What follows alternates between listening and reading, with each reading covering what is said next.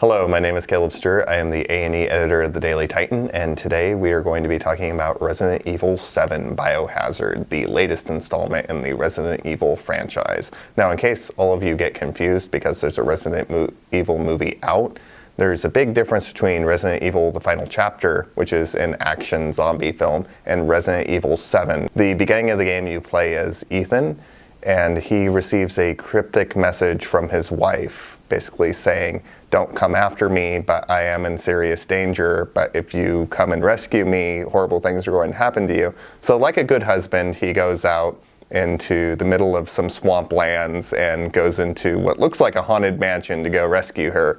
And what's inside is a family that is literally cut from the same fabric of Texas Chainsaw Massacre. That gives you an indication of whether this game is for you or not.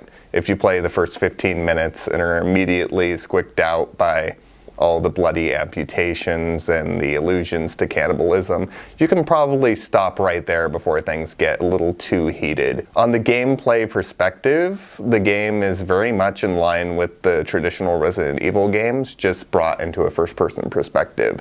So you're going to be solving a lot of light puzzles. When I say light, I mean there's very little thought to it. You're literally just going to be picking up an item from one side of the room and putting it onto something else on the other side of the room.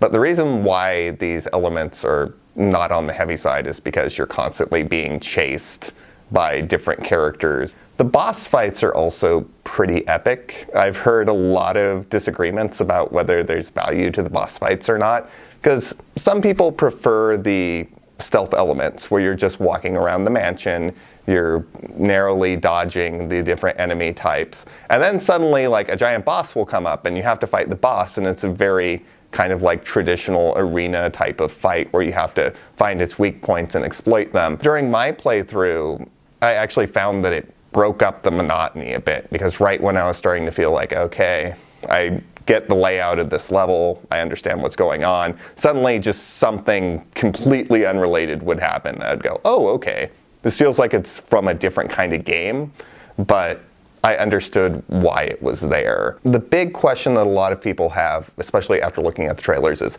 how does this game tie into the overall Resident Evil franchise? And the comparison that I like to use is, if you've seen the film 10 Cloverfield Lane and you've seen Cloverfield, it's a bit like that, where it's completely standalone.